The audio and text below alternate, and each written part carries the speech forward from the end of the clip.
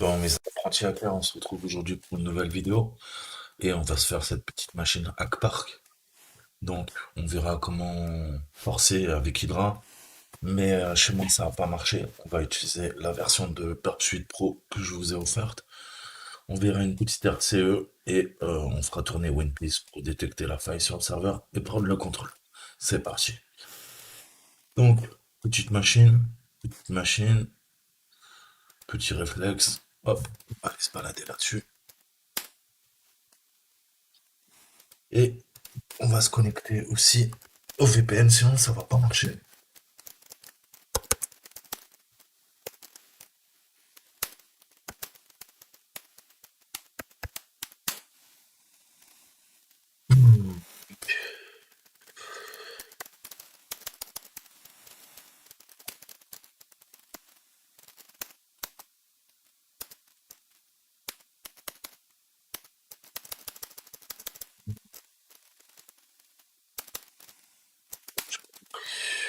Pourquoi il veut pas le supprimer? Il a décidé de m'emmerder déjà.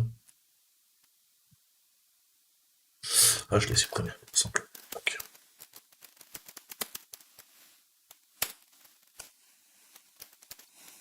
Donc, on va se faire une petite reco. Sudo nmap. On va se faire S C S V P N et on va aller voir un petit peu ce qu'il y a sur la machine.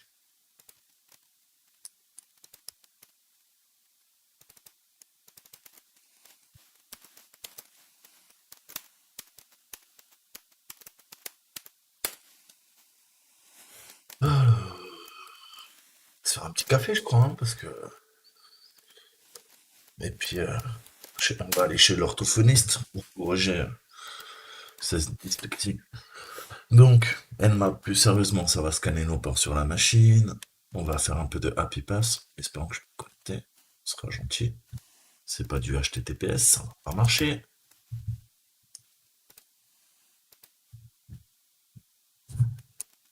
Ok, il persiste.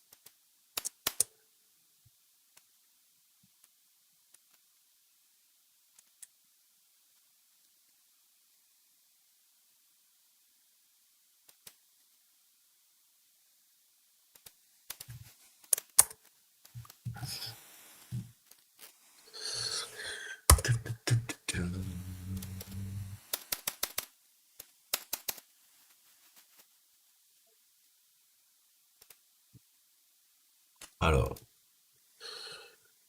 il y a quelque chose qui me dépasse. Hmm. Je répète, HTTP. Il est têtu.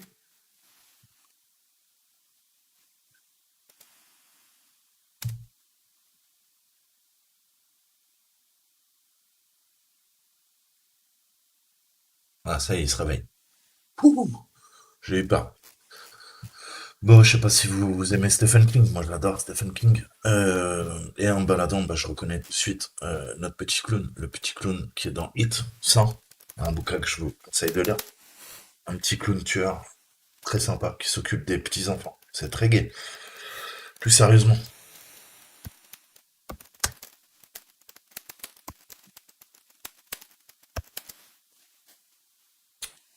peu de reco. Alors oui, il y avait aussi un vrai clown tueur, inspiré de Stephen King, John Wayne Gacy. Il avait un camion de glace. Il vendait des petites glaces, en fait. Et puis, tous les enfants qui venaient près du camion, généralement, ils disparaissaient. C'est pas de lui que je parle. Voilà. C'est notre ami ça. It en anglais. Et en fait, c'est Gripsou. Et Gripsou en anglais, c'est quoi? Bah, ça se dit Pennywise. Enfin, dans le livre. Voilà. Donc, première question qui était plutôt facile. Il fallait, bah, encore une fois, corréler les informations. Et en effet, quel est le nom du clown qui est affiché sur la homepage du serveur, sur Hack Park, c'est Pennywise. Ensuite, qu'est-ce qu'on peut faire? Alors, on va faire du Happy Pass. Vous voyez que il y a une mire de connexion, il y a des contacts. On va voir les contacts. Est-ce qu'on pourrait pas trouver un email? Là, non. Par contre, je vois que ce qui fait tourner, c'est Block Engine. Donc, visiblement, ça permet de faire tourner des blocs. Et je sais qu'il y a administrateur. Alors, administrateur, le truc sympa, regardez mon curseur là. Hop, quand je passe sur l'URL, voilà, on voit que ça pointe en fait vers admin. Donc, il y a de fortes chances que l'utilisateur administrateur se connecte avec admin. Donc, c'est ce qu'on va essayer de brute force, faire une attaque par brute force sur le blog. Et on a beaucoup de chance. Vous allez voir que si on fait, on va rechercher dans la base de données et le blog engine, voilà. Et il y a un paquet de failles et notamment du RCE. On peut faire du Remote Code Execution. C'est ce qu'on va faire pour péter le serveur. Mais d'abord, un petit peu de recan. Là, il nous dit que tous les ports sont fermés. J'ai du mal à voir. Je vais relancer le scan parce qu'à mon avis, ça a merdé quelque part.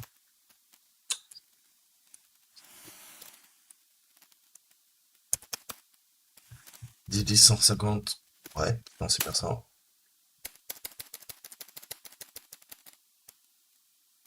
Ok, donc il faut vraiment faire le PN.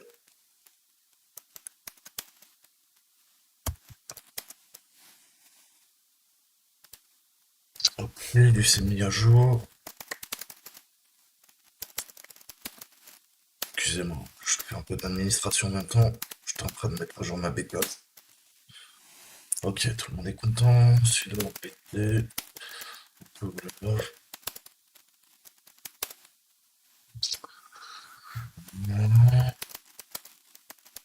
clean. Ok, on est propre. Donc, administrateur. Là, on fait du guessing, on devine. Donc, on va attaquer admin. On voit reconnaissance, que c'est Blog Engine. Donc, on a cherché une faille sur le Blog Engine. Comme je vous ai montré, il y en a un paquet. Là, il nous détecte bien le serveur qui tourne sur le port 80. Ok, c'est du Microsoft 2IS, donc c'est du Microsoft. Il n'y a pas de souci. HTTPD 8 et on a un port 3389 en SSL. Donc on va voir comment on peut se servir de ces deux vecteurs jusqu'à n'est que les 1000 premiers ports et on voit qu'il y en a 998 qui sont fermés. Mais c'est pas grave, on va pas se laisser abattre. Donc, qu'est-ce qu'on va faire ensuite? Eh ben, je vous ai dit, on va s'amuser à forcer euh, et on va faire notre attaque, je pense, par force brute. C'est le premier truc qu'on va faire. Et je vais vous montrer deux possibilités, malheureusement, chez moi avec Hydra, donc ce logiciel qui permet de craquer. Euh, j'ai un petit problème, je n'y arrive pas en fait. Ça me donne des faux positifs. Et là, qu'est-ce qu'on peut faire? Qu'est-ce qu'on peut faire? Je peux faire login. Voilà, j'ai essayé de faire des injections SQL. Et apparemment, je ne peux pas casser via une faille SQL. J'ai essayé admin, bien sûr, comme vous vous en doutez. Ça aurait été trop beau. Mais on voit qu'il nous met un truc login fail.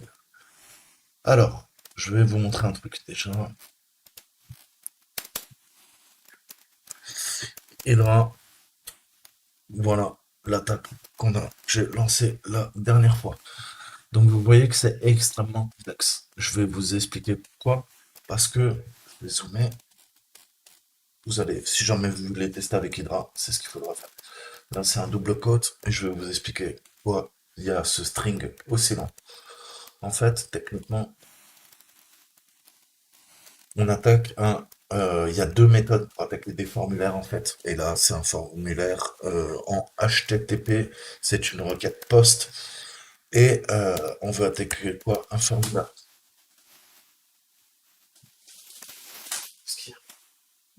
Ok, je suis en train d'enregistrer, merci.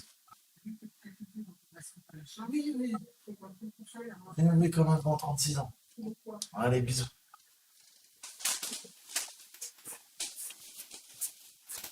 Ah bon, il y a un petit peu de vin ou pas? Il y a un petit peu de vin ou pas?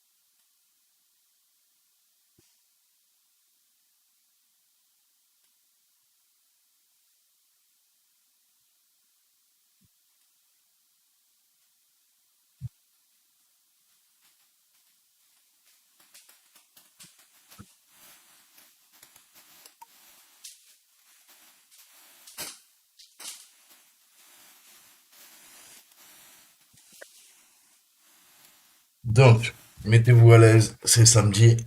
Moi, je me fais un petit verre de vin blanc. Faites péter la bouteille de champagne, roulez un Zion, ce que vous voulez. Mais j'ai besoin de votre attention. Donc, plus sérieusement, comment je sais ça? Euh, ben, en fait, j'ai fait un peu de reco. Donc, je vais vous montrer mes conclusions. Toujours analyser le code source. Hein, ça, faut que vous ayez le réflexe.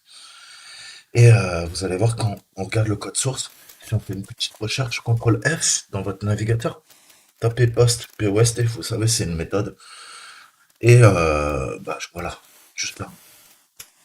Voilà comment je sais en fait dans le code source que bah, ça se connecte en post. Parce que c'est écrit juste ici en fait. Et on voit qu'il y a un fichier qui est appelé. Et si vous regardez bien, c'est login ASPX. Voilà. Donc ça, en fait, il y a le pourcentage 2, c'est un null byte. Il faut comment dire, faire du sanitization, comme on dit. Il faut nettoyer l'entrée. Et vous allez voir pourquoi c'est super prise de tête d'utiliser Hydra. Parce que Hydra, en fait, est un très bon brute forceur. Mais là, on attaque un formulaire en HTTP en poste. Et ça, franchement, il est très mauvais. Ça donne plein de... En fait, il me propose, quand je fais l'attaque, il va me proposer un 2 3 4 5 6 7 mots de passe, alors que vous savez que administrateur peut avoir qu'un mot de passe. Donc, en informatique, on appelle ça un faux positif. Donc, je copie et vous allez voir comment j'ai réussi à comprendre qu'il fallait faire ça. Donc là, vous voyez que j'ai nettoyé le lien en fait. Je vous le remets, si je le remets à la suite, que vous voyez un peu. Si je fais, bon, là, ça va pas tourner, c'est pas la bonne adresse. Mais en fait, voilà, on nettoie. Le 2F, pourcentage, on efface. Ça, on efface. Donc, on se retrouve avec un string qui s'appelle login ASPX return Earl admin. Et en fait, eh ben, vous voyez que, eh ben, si on fait ça proprement, ASPX, c'est la page qui est chargée. ASPX, c'est le format Windows. C'est sur un Windows Server et c'est un serveur web. C'est normal. Et ensuite, encodé dans l'URL, on a notre Earl admin. C'est ce que j'ai mis avec deux points.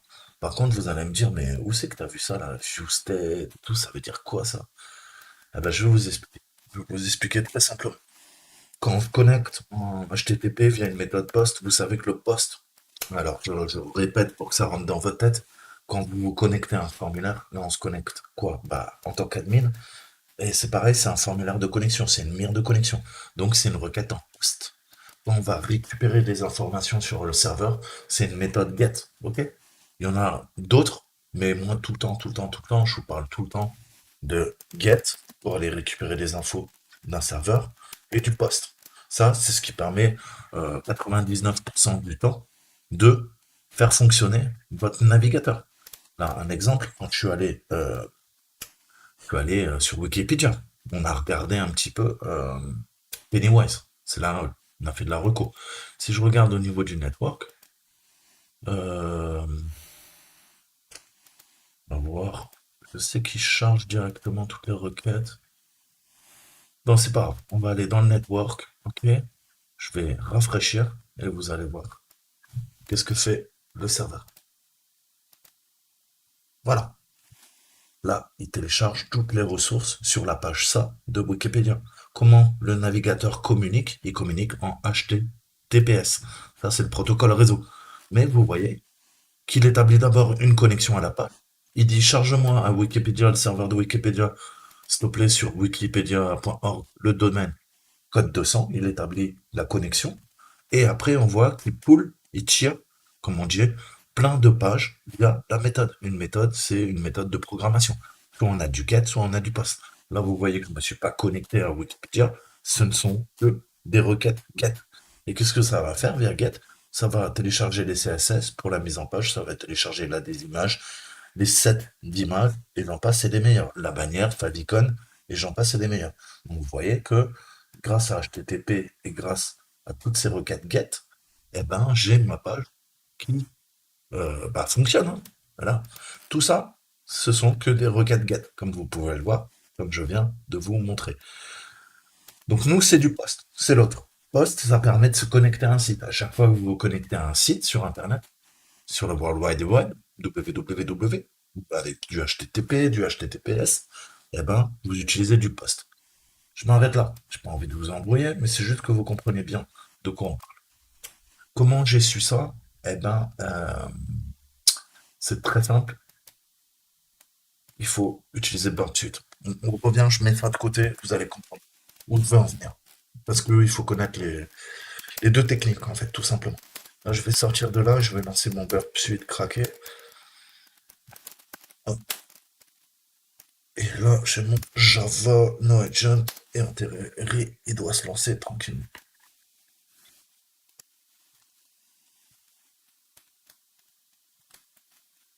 Et donc, je me suis rendu compte, maintenant que je vous ai donné le lien pour télécharger, c'est dans la vidéo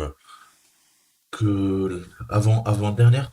Regardez dans la description, je vous ai donné Burpsuite Pro, il vaut 400 €. C'est mon petit cadeau de Noël. Hop là.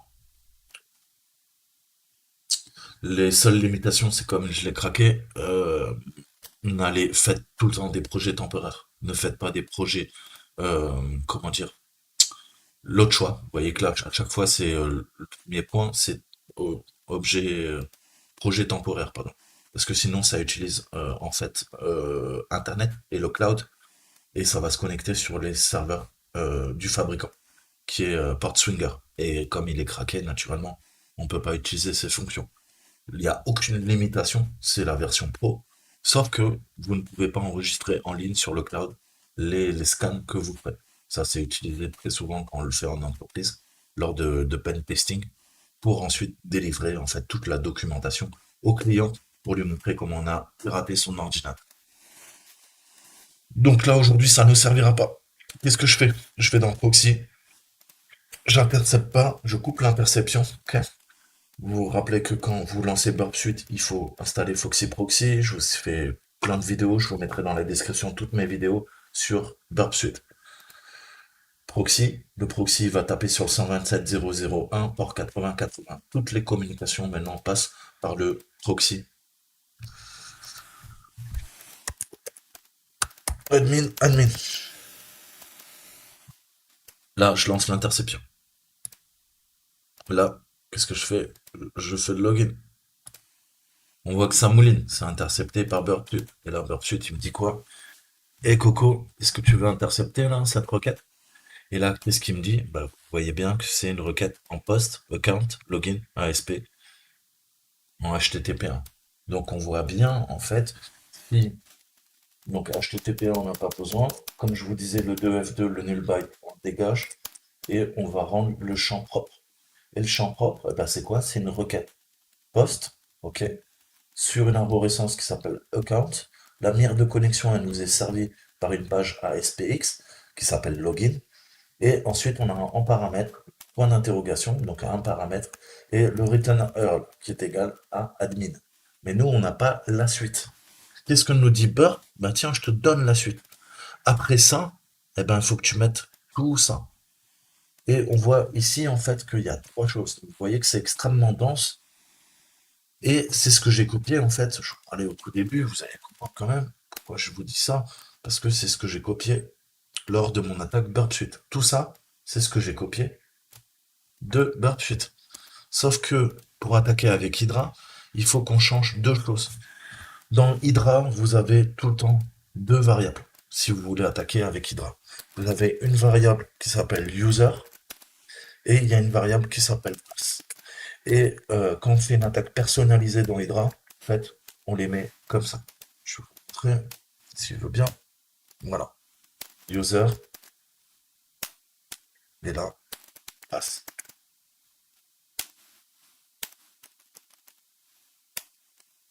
C'est pour ça que si je reviens sur bar, là vous voyez, il y a admin. Ça c'est la première clé, ça c'est la deuxième clé. Les clés c'est quoi? Eh ben, il y a deux variables. On a le username, ici c'est admin, et après on a password. Ok? Sauf que ça, Hydra, il ne comprend pas, lui. Hydra, je vais vous montrer le cours. Hydra, il comprend ça, lui.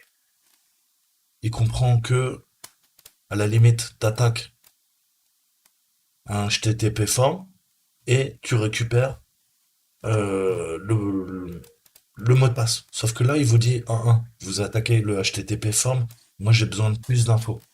Plus d'infos, ben, il faut passer à là. Je vais le passer en français.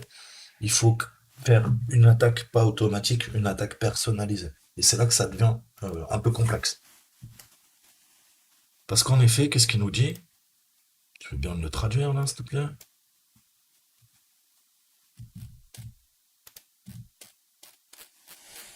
Ou il n'est pas réveillé, hein, mon ordinateur. Vas-y, mène-toi, s'il te plaît. Ok. Il n'a pas envie de traduire aujourd'hui. Ah oui, il y a burp, il intercepte. Donc, grosso modo, je vais rester là-dessus, excusez-moi, mais euh, il faut, vous voyez, Hydra, password list, HTTP form, et nous on s'arrête là. Et après, vous voyez qu'il y a un gros truc. Il faut lui mettre la mire. C'est pour ça que je vous parlais du fameux, eh ben, ce qu'on a récupéré. La mire, c'est quoi? C'est le login à SPX. C'est exactement ça. Ok? Ça, c'est la mire. Et après, on a tout ça. Et tout ça, il faut changer les variables. Comme vous l'avez vu, il faut qu'on mette password pass et user. Donc, qu'est-ce que j'ai fait moi? Eh ben, c'est ce que j'ai fait. Vous voyez que le admin à password, j'ai mis pass et la connexion, c'était username. Il y avait écrit admin, j'ai remplacé par user. OK? Et il y a un dernier truc, la requête, elle se termine par log plus in. Login button égale log plus in. Eh ben, il y a encore, il faut mettre le message d'erreur pour Hydra parce que Hydra a besoin du message d'erreur. Le message d'erreur, comment on le connaît? Ça, je vais dropper. Eh ben, si je me connecte, il me dit login fail. C'est pour ça que à la fin, je vais rajouter login fail. Donc, vous voyez comment c'est extrêmement complexe et qu'il faut passer par Burp Suite pour avoir toutes les requêtes ou par un autre logiciel qui vous permet de faire une attaque de l'homme du milieu et intercepter la communication. Parce que si vous mettez juste HTTP form account login ASPX return admin 2 points user et pass, eh ben ça marchera pas. Il faut tout ça pour que l'attaque fonctionne. Donc pour un néophyte, je trouve ça super complexe. Maintenant, je vais vous montrer comment on lance l'attaque avec Burp Suite. Vous allez voir la puissance de l'outil. C'est beaucoup plus simple et comment ça sera beaucoup plus rapide maintenant qu'on utilise la version professionnelle. Mais je vais quand même essayer de le rentrer et ben on va voir. On va juste changer l'adresse IP et vous allez voir que ça me donne des faux positifs. Donc là, qu'est-ce que je lui demande? Je lui demande bah, de lancer Hydra. L, c'est le nom de l'utilisateur, admin. Grand P, c'est une liste. Petit p, c'est un mot de passe. Si je mets petit p, il va tester comme mot de passe RockU. Là, si je mets grand P, là, il utilise mon dictionnaire qui s'appelle RockU.txt. Donc quoi, l'adresse IP, je vais la modifier et on va prendre la nouvelle machine. Vous allez voir le délire. 150, 54.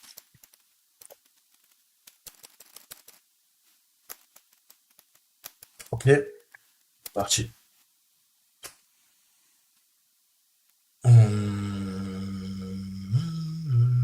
Ah ouais, je suis bête. J'aille dans mon word list. Donc moi je me suis fait un petit répertoire de la word list. Voilà, là on a un recul. Donc je relance Hydra.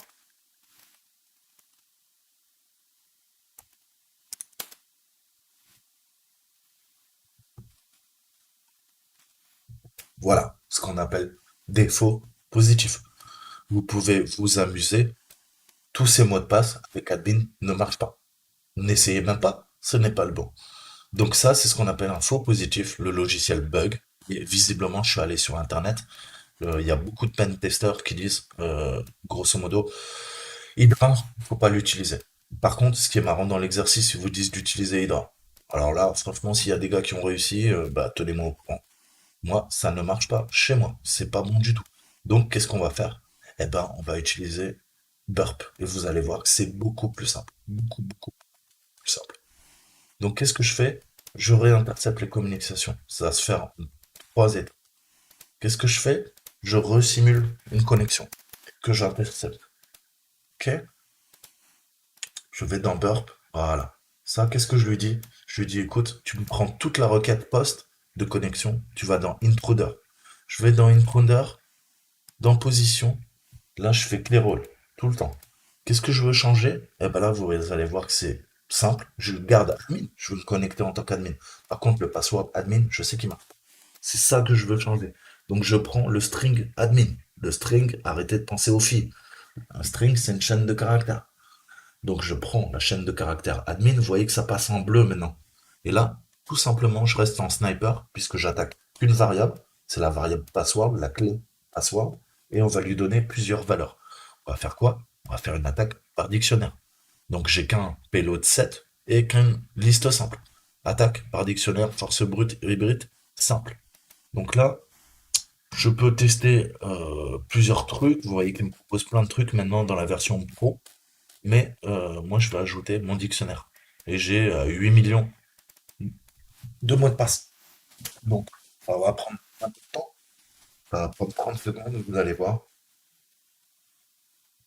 On a même l'impression des fois que Burp Suite va planter. Parce que la liste est tellement longue. Mais non, il arrive à la faire. Il faut juste lui laisser un peu de temps. Donc là, on place notre dictionnaire. Le dictionnaire, c'est notre payload. Le payload, bah, on va faire une attaque par dictionnaire. Ok? J'attends juste qu'il charge tous les noms. On va utiliser la méthode sniper. Là, vous voyez que le dictionnaire est tellement gros que ça fait figer l'application. Ne vous inquiétez pas, ça crache pas. Ça met juste un peu de temps. Parce que, je vous dis, il y a 8 millions de lignes chargées.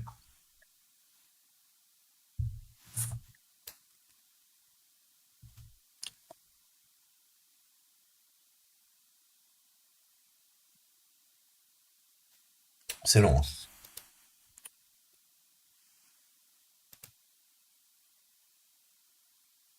Et donc, l'avantage avec la version Pro, c'est que vous vous rappelez, avant, on avait fait quelques petits exercices de mémoire, je sais pas si vous vous rappelez, mais il lançait grosso modo une attaque. Enfin, un mot de passe, il testait un mot de passe, une tentative toutes les 3 à 7 secondes. Donc il fallait des heures en fait, hein, pour craquer. Là, la version pro, vous allez voir, c'est un truc de dingue. C'est un truc de dingue. Je peux même réduire le nombre de threads. Je peux en mettre, si vous voulez, je peux en mettre, je sais pas, je peux en mettre 20. Ça va être, hop.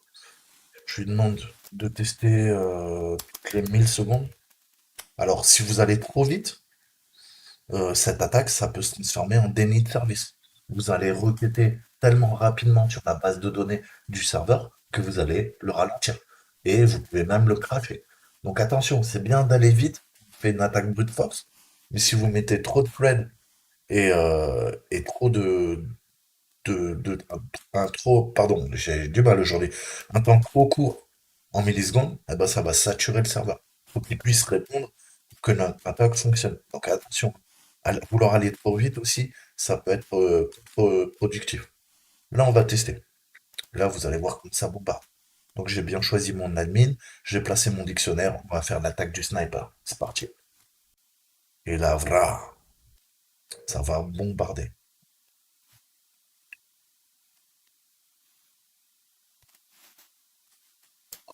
Il prépare le dictionnaire. Voilà. Là, c'est une dinguerie. Regardez là en bas la vitesse à laquelle il teste. Et ça va bien plus vite qu'Hydra. Et là, je suis sur une machine virtualisée. Imagine sur une machine en natif. Là, il vous teste 1000 possibilités à la seconde. Mais là, déjà, vous allez voir, il tartine. Il tartine, il tartine, il tartine. Donc, ça va tester tout mon dictionnaire. Et je suis vraiment content d'avoir testé, enfin, chopé la version pro. Donc, vous voyez, il teste, il teste, il teste.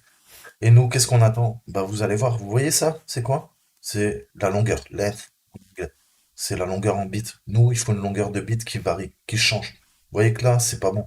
Nous dit code 200. Non, non, nous, il faut une redirection. Parce que quand vous vous connectez en poste, généralement, l'administrateur fait une redirection vers des ressources qui ne sont pas autorisées par le Pékin moyen. Parce que généralement, bah, c'est l'administrateur qui a un compte administrateur et qui connaît son mot de passe. Donc nous, qu'est-ce qu'on veut? On veut un code 301 et une longueur de bits qui soit différente. Donc je filtre. Et là, voilà, ça y est, 302, redirection. Et 1190, longueur de bits. Donc là, je sais que je peux sans problème arrêter l'attaque. C'est bien ça. Donc, je stoppe l'attaque. Je vais vérifier que je l'avais copié mon fichier. Hop, c'est des points. Donc vous voyez que c'est beaucoup mieux que Hydra. Oui, il est là. Parfait, il est là. Je l'avais copié. Donc j'arrête l'attaque. Et vous voyez que là, ça fait quoi? Peut-être une minute que je vous parle. Il a testé déjà 3600 possibilités. Donc, hop, est vraiment trop bien. Vous pouvez vous en servir pour attaquer n'importe quoi. Par contre, si vous le faites et que ça vous appartient pas, hein, je le répète, les amis, hein, faut pas rigoler, hein, c'est des 3 ans de prison, 100 000 euros. Je répète, que ça soit bien clair dans vos têtes, si vous voulez jouer les Black Hat, voilà ce que ça vous coûte. Donc, on a notre mot de passe, on est au top. Bon, je vais essayer d'être un petit peu plus efficace parce que là, je blablate, on dirait une gonzesse. Avec tout le respect que j'ai pour les femmes, y a pas de problème. C'est juste, je voulais vous expliquer. Voilà pourquoi j'ai utilisé Burp et pas Hydra. Parce que Hydra, vous voyez que le mot de passe que je vous ai mis là, vous avez trouvé avec Burp, il est pas dedans. Tout ça, c'est bidon. Donc, n'utilisez pas Hydra pour craquer des forums, enfin des formulaires, pardon, HTTP. Ça ne marchera pas. Ok? Bon, on arrête l'interception et maintenant on rentre dans le vif du sujet. On va arrêter de blablater. Je mets mon mot de passe, je demande de sauvegarder et il me dit que c'est pas le bon. Putain, rigolé.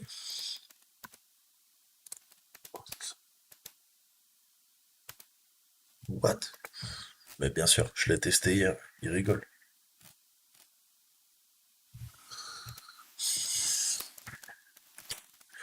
Taper à la main.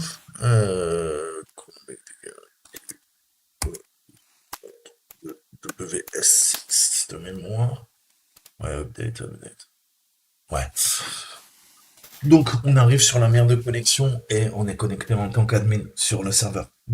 Donc, on voit que bah, c'est un CMS, hein, ça permet de raconter sa vie et de faire des blogs. Donc, je peux ajouter, créer des billets, je peux m'amuser moi aussi. Tout au hacker est passé par là.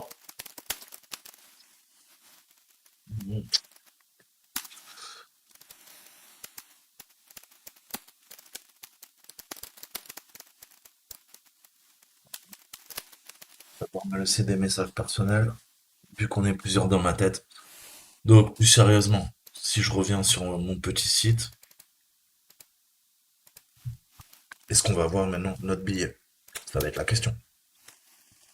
On voit qu'en effet, l'administrateur vient de poster un nouveau message. Ok? Vous comprenez le principe un petit peu où je veux en venir? On a du content. On voit que bah, je peux modifier, même supprimer, défigurer le site.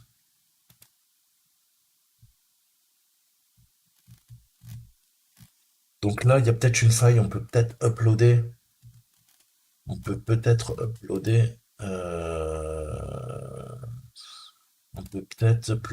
un web shell. Je suis en train de réfléchir, excusez-moi, hein, je suis en train de meubler parce que je réfléchis comment on va attaquer notre site.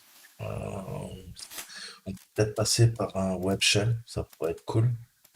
Ou on va uploader une photo cool.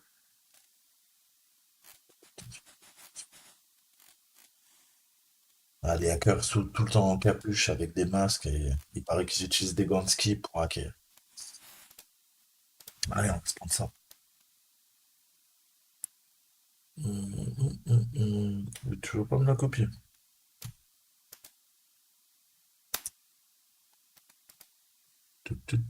On va défigurer un peu le site. Ah, tu veux juste la source. Ok. Pas uploader ma photo. D'accord. Ok.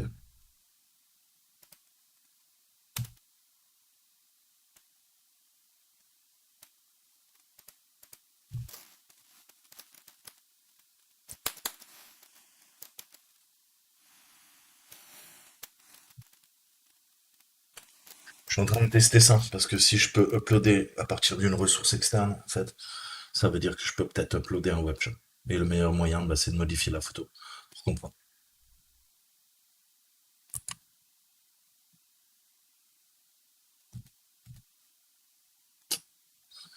Ça n'a pas l'air de prendre des ressources. Save, go to post.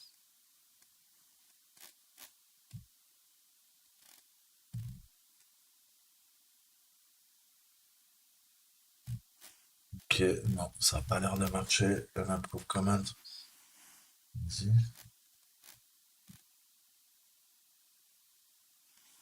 Ok, il y a des gens qui sont passés avant moi et on voit que mon image elle se charge pas. Donc, je suis pas sûr de pouvoir uploader un webshop. Il va falloir trouver une autre faille. Vous voyez que l'image elle se charge pas. Donc, il faut qu'on trouve autre chose, les amis. Déjà, on va récupérer la version du logiciel. About. Voilà. On a la 3306. Donc on va copier ça, on va revenir sur l'exercice et il nous demande un petit peu de recours. Donc le mot de passe, eh ben aussi, c'était notre famille. Ouais, 1 Q A Z 2 W S. Donc là, on a fait notre attaque. On a accédé à la mire de connexion du blog. Le blog, visiblement, il fait tourner un logiciel qui est bourré de failles. C'est bien, ça va nous arranger. Et ce qui s'appelle Block Engine. Et la version, c'est la 3.6.0. C'est ce que nous demande. Il intercepte plus le Burpsuit là, sûrement. Non, je l'ai coupé, c'est bon. De toute façon, j'en ai plus besoin. Je vais repasser en mode normal, en off. Et lui, on lui dit au revoir. Merci d'avoir fait le top.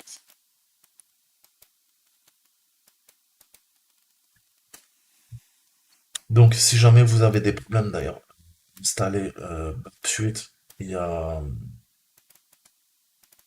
il y a un readme, hein. Lisez-le bien. Allez, moi je l'ai mis dans App. Ouais,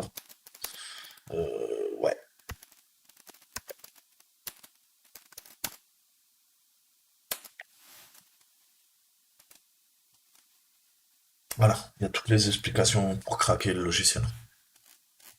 Alors, donc faites ça. Et comme il vous dit, hein, make sure you make a temporary project pitches. Donc soyez sûr de faire un projet temporaire, sinon vous serez bloqué, bien sûr, puisque c'est un logiciel craqué. Mais, euh, mais voilà, c'est vraiment un putain de logiciel. Et puis je vous dis, en principe, ça coûte 400 € par an. Donc prenez-en soin. Donc on continue. Là, on fait du repérage. 3, 3, 6. Qu'est-ce que je fais? Je peux aller, bah, bien sûr, euh, chercher sur la base de données exploit. Mais vous savez que moi, je préfère utiliser la base locale, qui est tout le temps mise à jour d'ailleurs. Mais bah, les deux marchent, hein. On va voir de deux façons différentes. Block Engine Net. Voilà. Je tape ça là-dedans. Ok, entrée. Et je tape ça là-dedans. Entrée. Voilà. Il trouve une, 2, 3, 4, 5, 6, 7 failles. Ok, on a ça. Et vous voyez, une, 2, 3, 4, 5, 6, 7. C'est exactement la même chose. Pourquoi? Parce que le logiciel Searchploit va récupérer les exploits dans l'exploit database. Donc nous, c'est une 3-3-6. Donc 3-3-6, on peut faire cette attaque, on peut faire cette attaque, on peut faire quasiment toutes les attaques. Sauf les deux dernières, puisque c'est du 1-6-1-4. Donc celle-là, elle a l'air assez sexy. Euh, On va utiliser la 3-3-6 Directory transversal, je pense, celle que je vous montre là. Euh, Parce que donc le Directory transversal, pour rappel, nous, on est l'utilisateur moyen. On est à la racine, on peut lire les quelques articles du blog. Qu'est-ce que nous permet de faire une RCE? Déjà, ça va exécuter du code malicieux à distance. C'est ce que recherche tout le temps le hacker, parce que c'est du pain béni, c'est une faille ouverte. Il y a une porte dérobée, si vous voulez. Et le directory transversal, eh ben, qu'est-ce qu'on va faire? Un peu comme une LFI, on va aller se balader dans des arborescences qui ne sont pas autorisées. Et qu'est-ce que fait un hacker? Il va accéder à des ressources qui sont non autorisées. Eh ben, c'est ce qu'on va faire. Donc, on va récupérer l'exploit qui est ici. Je vais faire une petite requête en base de données. C'est un script Python, donc c'est génial. Ça va nous changer la vie. On fait un locate pour avoir le chemin absolu. Voilà. J'ai mon exploit. Je vais le copier. Toujours, ne modifiez jamais la copie qui est dans share exploit db exploit. Vous faites une copie tout le temps. Vous travaillez sur la copie, jamais sur le fichier. Parce que vous voulez garder une version propre tout le temps. Vous modifiez à l'envie, à la volée. Mais ne commencez pas à foutre le bordel dans Search Exploit. Laissez les fichiers propres. Vous faites des copies, vous modifiez les copies. Sinon, vous allez vous retrouver avec des exploits qui ne marchent plus, avec un gros bordel. En fait. Et je vous ai dit, être hacker, c'est avoir un esprit, un mindset, une méthodologie. Donc, qu'est-ce qu'on fait? On copie. Sudo cp. Je veux ma ressource là, et tu me la copies tout simplement dans mon home. Ok.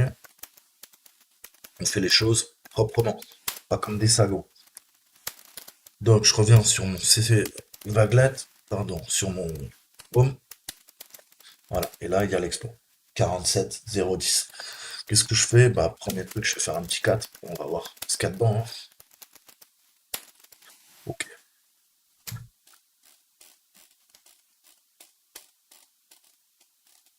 Donc, c'est du Python. Ouais, c'est du Python.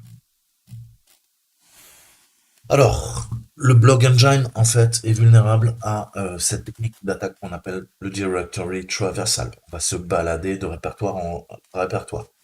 Apparemment, il y a API Upload qui permet, donc une API c'est une interface de programmation, et qui permet apparemment d'uploader des fichiers, qui permet à une RCE d'être exécutée sur le thème paramètre. Peut-être que comme c'est un blog, on peut changer les thèmes et on peut accéder à différentes ressources. L'administrateur peut configurer différents thèmes. Et apparemment, dans la gestion des thèmes, via l'interface de programmation, eh ben, il y a une faille qu'on va venir exploiter. Je vais voir déjà si elle existe, ce truc-là, là. API Upload. Ouais, tu veux bien copier, ce sera gentil. Est-ce que ça existe, ça? Ça a l'air d'exister, mais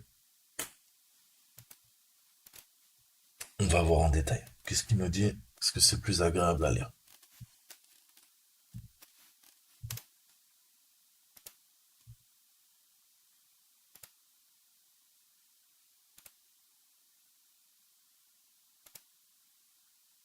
Dis mon gars, hein, quand tu veux.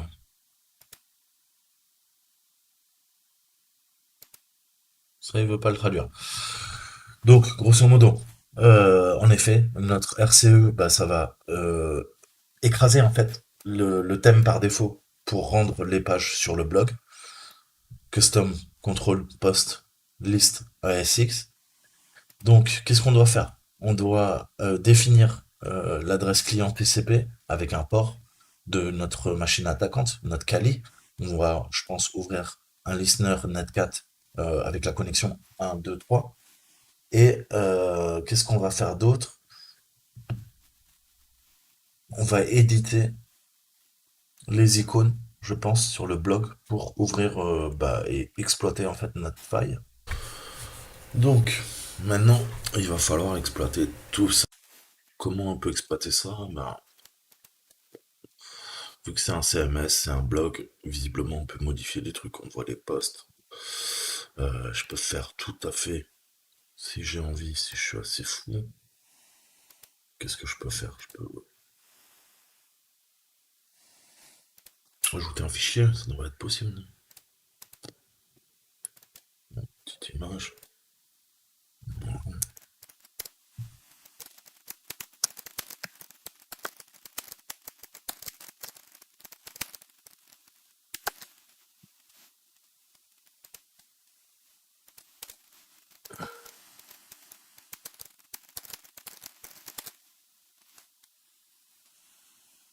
Euh, Non, excusez-moi, j'ai encore.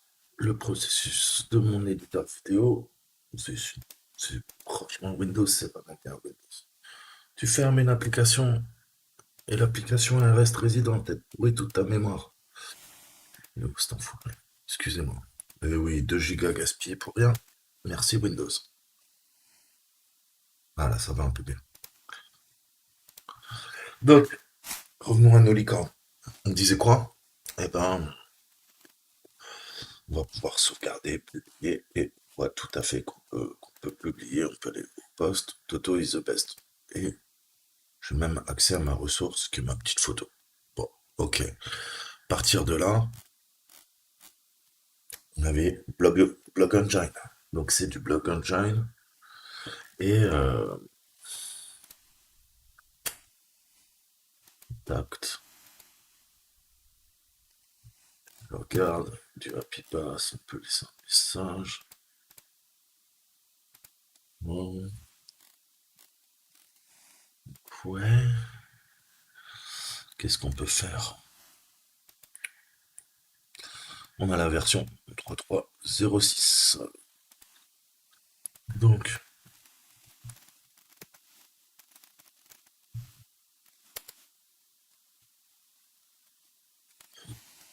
on a une RCE et on a du DIRPAF Directory. Ça peut être intéressant. En tout cas, il nous demande quoi? De compromettre la machine. On a vu que c'est ça. On a 7 CVE 2019 6, 67 14. Est-ce que j'ai pris la bonne? Je ne sais pas, je vais vérifier sur internet. On va aller sur ExploitDB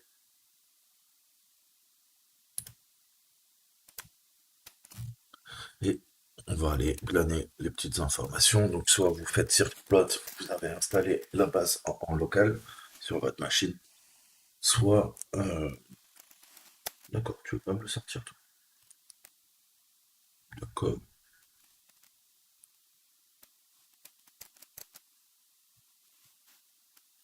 Mhm, ça me paraît ça. Donc on va dézoomer un peu. Donc, le principe, le path traversal, on va pouvoir se balader dans les arborescences. Il y a un thème, un paramètre de thème, puisque vous savez que c'est un blog. Le blog, vous pouvez modifier les couleurs, les polices, les fontes, et j'en passe, c'est des meilleurs.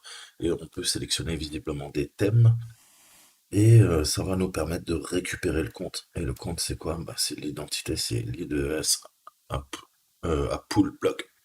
Visiblement, c'est le compte de service qui héberge le blog.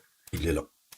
Et maintenant, on va voir la faille. Donc, la faille, on va renommer notre exploit en ASCX, oubliez le CS, et on va le renommer en PostView. PostView ASCX. On va l'uploader. Il va se retrouver dans une arborescence sur le serveur qui s'appelle AppFile. Et on va pouvoir l'exécuter visiblement en tant qu'admin. Et qu'est-ce que va faire le blog? Il va croire que c'est un fichier légitime, que c'est une modification de la part de l'administrateur pour changer le thème, les fontes du blog. Et ça va aller pointer et ça va exécuter en fait notre backdoor. Ce qu'il faut qu'on fasse, bah, c'est qu'on modifie l'adresse IP et notre port. Moi j'ai pris 1, 2, 3, 4 et ma machine c'est 10, 10, 11, 26, 90 et ouvre un listener. Donc c'est ce qu'on va faire. Ah oui, je suis pas plus beau.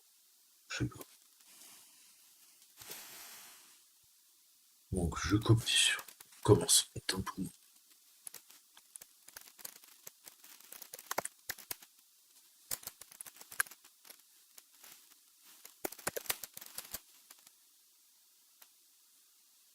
Je le copie, pardon. On travaille jamais.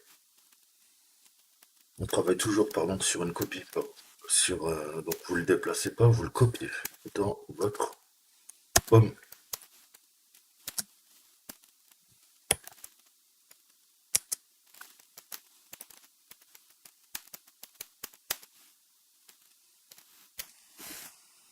Et il nous dit, d'accord, bah oui, c'est normal, il n'y a pas le bon. Ok. Ça.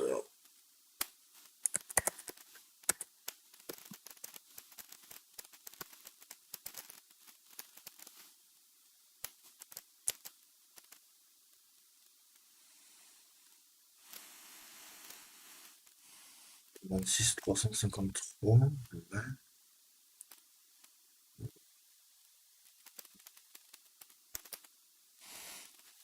Bien. Laisse. Donc, je vais effacer le sujet, je me suis trompé. Sudo nano 36.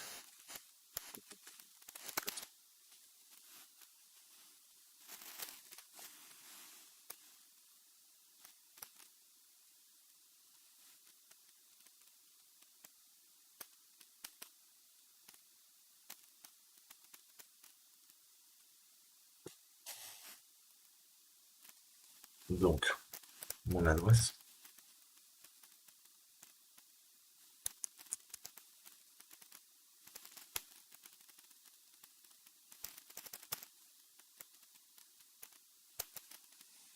Ok, je crois que c'est bon. Ouais, alors bon, un peu meilleur. Et là, on va le renommer MV. Donc, 53, on va en faire deux fichiers, je vais être sûr que ça marche. Je vais faire un post view. C'est quoi, c'est post view, post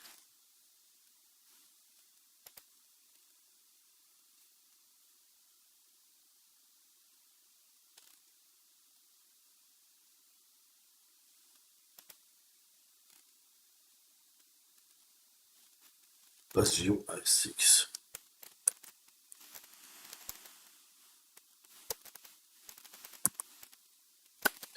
Je vais faire un autre qui s'appelle post view .scx.cs.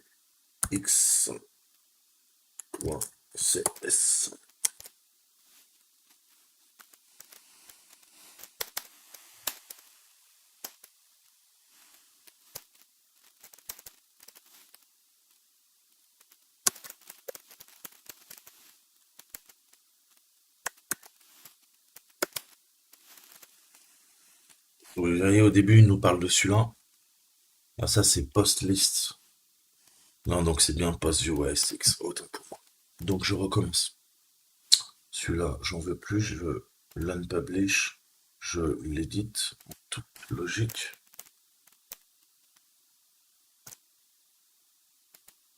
On retourne dans mon file manager. Ça, je le supprime. Je retélécharge notre bon fichier. ASX. Je le sélectionne. Je save. Je publie. Ok.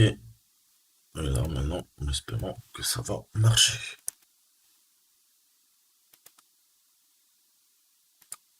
Ok. Donc on se retrouve avec un dump shell. C'est pas trop la panacée.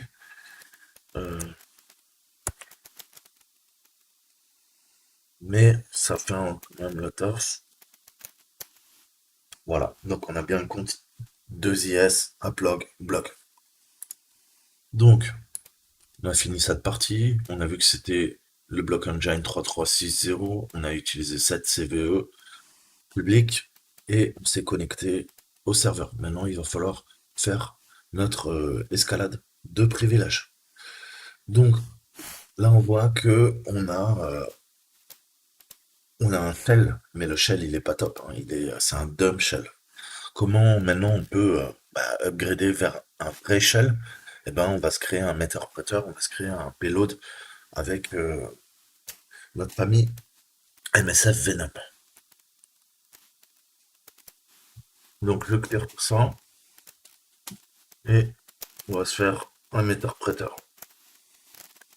Donc P, je veux quoi? Je veux du Windows, je veux un interpréteur,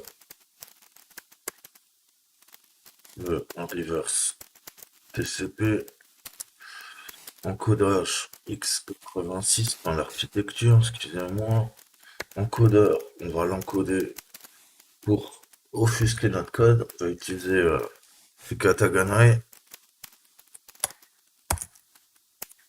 Donc là, on commence à voir l'offuscation de payload qui permet de contourner les antivirus. Mais maintenant, il commence à être bien détecté. Donc il faudra trouver d'autres techniques encore que je vous montrerai bien plus tard pour contourner les antivirus. On pourra utiliser Chimera enfin Chimera ou d'autres. On verra comment d'ailleurs on peut tourner les antivirus et comment ils servent totalement à rien si vous êtes un hacker expérimenté. Mais comme la plupart des gens sont des scripts qui disent tourner avec un antivirus quand même, c'est bon. Parce qu'heureusement, tout le monde ne sait pas bien encoder son payload. Du coup, il sera détectable par un bon antivirus. Manuel porte. Donc toujours avec des égales, je veux 1, 2, 3, 4.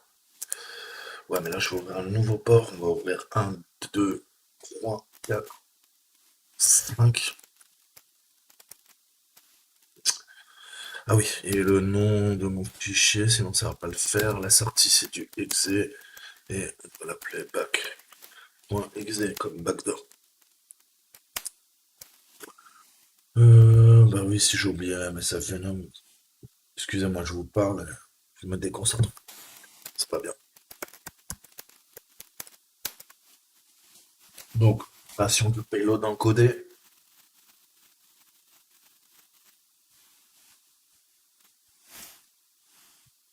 On va s'amuser un peu. On va aller voir.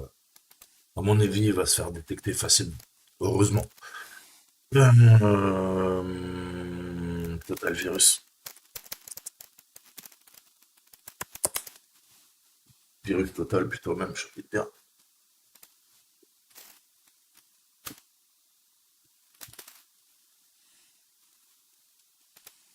Alors, le but quand vous créez des virus, c'est justement de ne pas les uploader comme je le fais maintenant sur Virus Total ou sur d'autres API pour qu'ils soient pas détectés. Mais comme moi, je m'en fous, on va voir.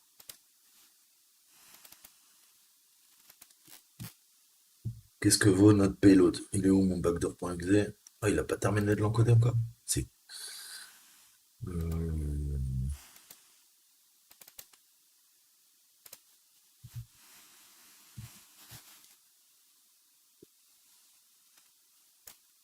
ouais. 1, 4.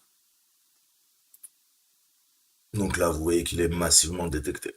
Heureusement, les gars des antivirus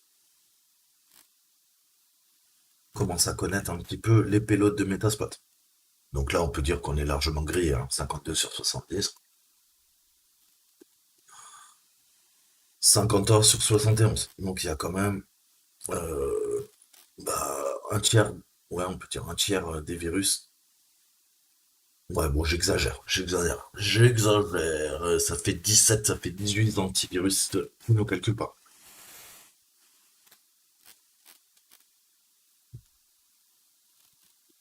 Donc il le détecte bien comme un Troyen 32 bits. Et ça tombe bien parce que c'est exactement un cheval de Troie 32 bits qu'on a créé. Donc, ça c'était pour le fun. Ça n'a rien à voir avec notre exercice, mais c'est pour vous montrer que en utilisant les encodeurs de Metasploit, maintenant ils sont connus, il faudra trouver d'autres techniques pour les rendre ce qu'on appelle FUD. Donc FUD c'est fully undetectable, totalement invisible, totalement indétectable. Je vous dis toujours, il faut être furtif dans la vie, sinon vous allez vous faire griller. Donc, on a notre bac. Maintenant, qu'est-ce qu'on va se faire? On va se faire un petit serveur des familles. -M peut-être, ça marche mieux, hein, Marco. Ok. Donc c'est versé sur le port 8000. C'est versé sur notre port 8000. Donc maintenant, qu'est-ce qu'on va faire? Bon. Alors, on va utiliser visiblement avec le vget, il veut pas. Euh, on a du PowerShell. Je pense, vu que c'est une machine Windows, on va faire quoi? Une invoke. Et on invoque quoi? Une requête web. On veut quoi? L'IORI. Et c'est http 2.10 11 26 90 8000 et on veut back.exe. Ça c'est cool. Et qu'est-ce qu'on veut d'autre? Mon output file.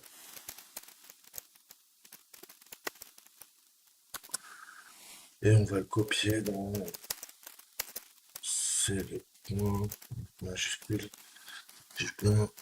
Windows, on va le mettre dans le temp. Généralement, on a le droit d'écrire dans les thèmes. Et on va l'appeler Babac. Pas se casser la tête. Et je ferme mon double quote. Parce que je l'ai ouvert ici.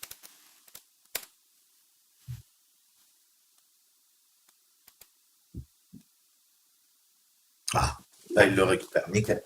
Parfait, on va prendre, définir la charge. La charge, on veut quoi? Ben, on veut un Windows. Non, quoi? Interpréteur? Oui, bah ouais. Voilà. Et on veut quoi? Ben, on veut récupérer un reverse TCP. Quoi, comment ça m'appelle? Comment ça m'appelle? Ah oui. Ok. Donc, show chart, set L host, 10, 11, 26, 90, 7, L port 1, 2, 3, 4, 5. Ok. Donc là, on est bien. On a redéfini notre payload. Je crois qu'on peut le run. Ok. Donc il ouvre le reverse TCP et il attend les connexions. Bah, c'est bien qu'il attende la connexion parce que là, on va lui donner. J'exécute quoi? Mon backdoor. Allez, c'est parti. Voilà. Allez, mon gars, tu peux le faire. Yes! Donc, on va essayer de faire un get system pour devenir faire une escalade de privilèges.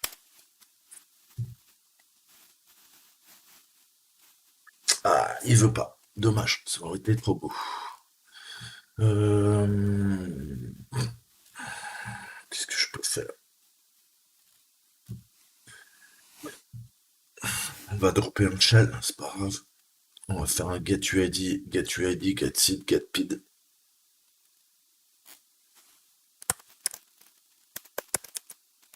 Ok, on est toujours avec le compte local.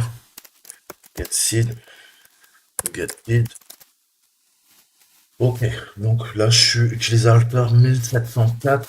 J'ai mon serveur feed et j'ai le nom d'utilisateur. Je suis toujours avec le compte local, mais là cette fois-ci j'ai un shell stable. Ça va me changer un peu la vie. Petit point. Alors voici. Ok. Maintenant tu vas aller dans Programme, Files, x86. Euh, tu veux le C2 points, c'est ça que tu veux. Non plus. C'est bon? Ok. Là, vous voyez qu'il y a un truc bizarre qui s'appelle System Scheduler. On a plein de trucs là-dedans qui tournent. On a scheduler.exe. On voit au niveau des droits, on est pas mal.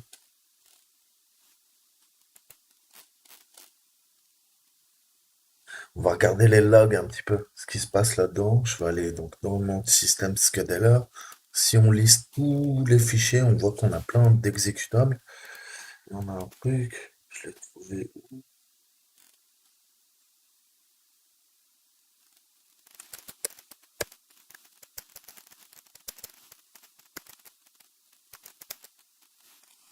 C'est des events. Et là, on a des logs. On a un fichier TXT, on a du ini, on a le flag. Est-ce que je peux taper le flag? Je pense pas.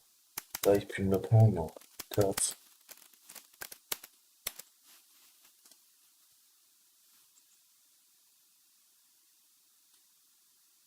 Hmm. Process ID 2656. Stall token 2665. Il ne le prend pas. On n'a pas les droits. Je peux pas usurper l'identité comme ça. Session ID. Si je mets un, je vois plus, je pense. Non, je veux pas non plus. 4 service flag. Il n'y a rien dedans. Cat session.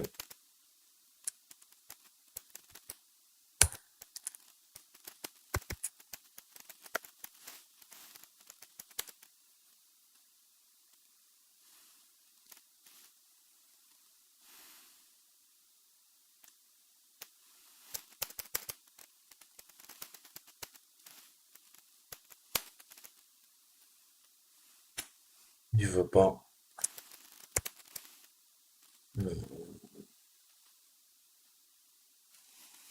Donc là, on voit qu'on a des flags, hein, visiblement, mais on peut pas y accéder. Qu'est-ce qu'on peut faire? On va regarder le fichier Textel, c'est le seul qui est là. Je vais faire un 4 sur 2019.log. Et là, qu'est-ce qu'on voit? On voit qu'on a un message exe qui s'exécute toutes les 5 minutes, visiblement, hein. Start, end, start, end. Toutes les 30 secondes même, j'ai envie de dire. Ouais, toutes les 30 secondes, il y a le processus message.exe qui s'exécute en tant qu'admin là-dedans, après avoir fait de la repo. Euh, Donc on va essayer d'abuser de ça.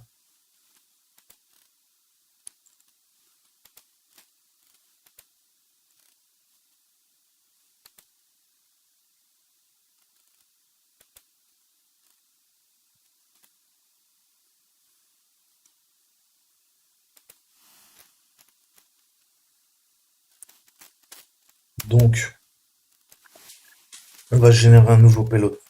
On va pas se prendre la tête.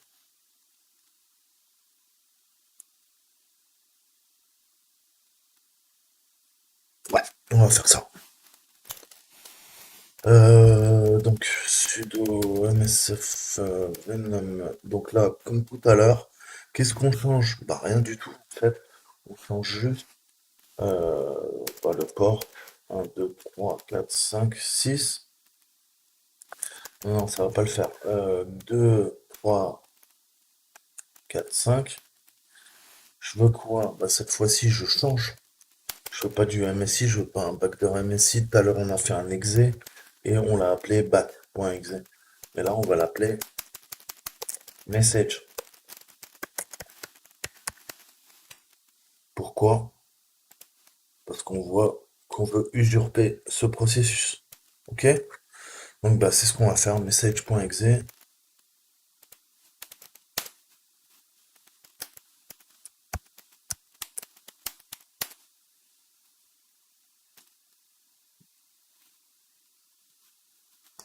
Ok, on l'a. Qu'est-ce qu'on fait? Bah on va le téléverser. On va le téléverser. Qu'est-ce que je fais? J'exit. Ok.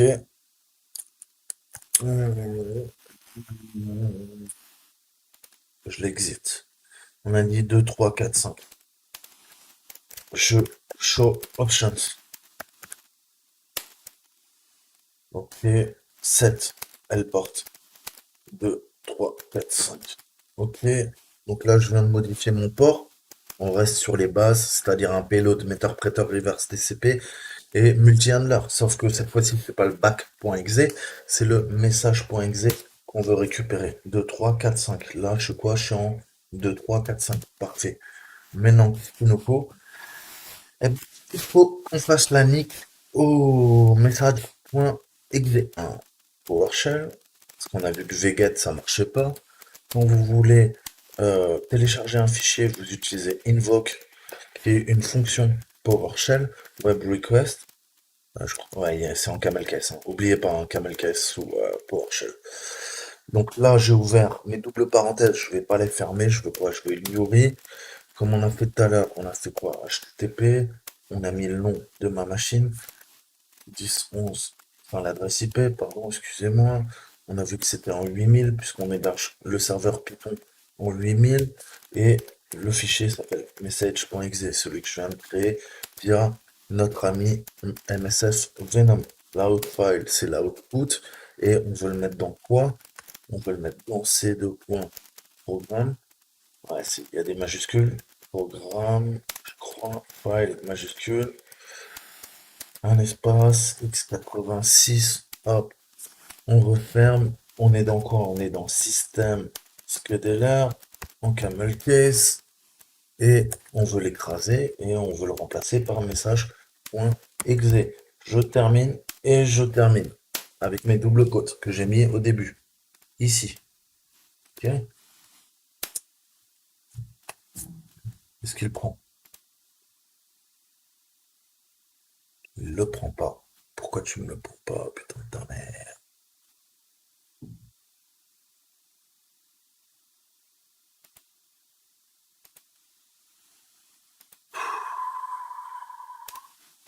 Patience et merde.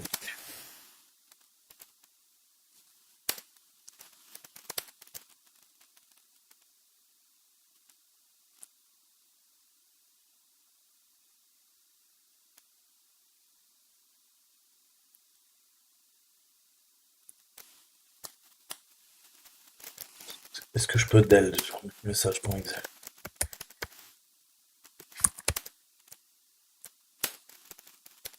Je peux le supprimer sans qu'il me bloque? Ok.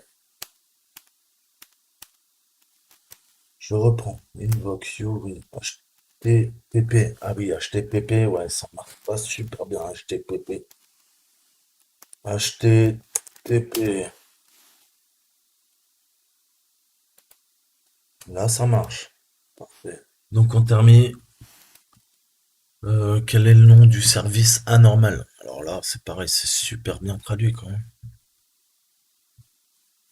Qu'est-ce que t'attends de moi? Service anormal en cours d'exécution. Qu'est-ce que t'appelles un service anormal?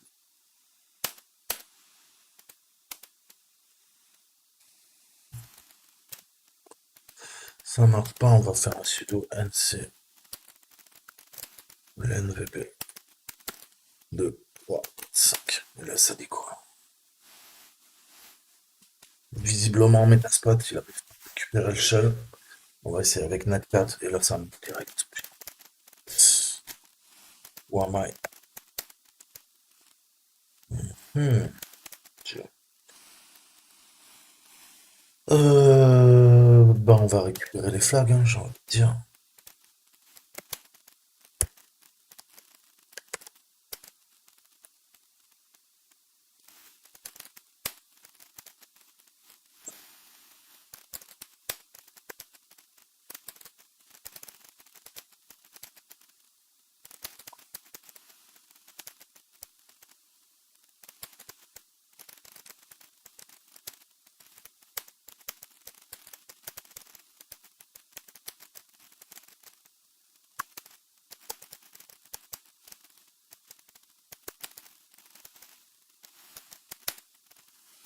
Ok, non, le flag. Vous voyez, des fois, Metasploit peut merder, hein. Là, le méterpréteur, il voulait pas le récupérer. Je sais pas pourquoi.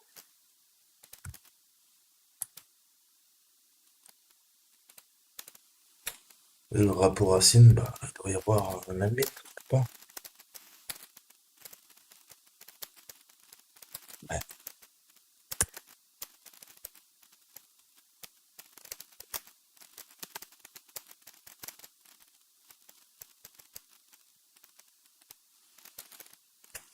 On va retourner sur le desktop, hein, visiblement, c'est le passe. Voilà. Avec Prout. Bah voilà, j'espère que vous avez kiffé, les gars. Et écoutez, je vous dis à bientôt pour la prochaine vidéo. En attendant, prenez bien soin de vous. Et je vous dis à très bientôt. Ciao, ciao.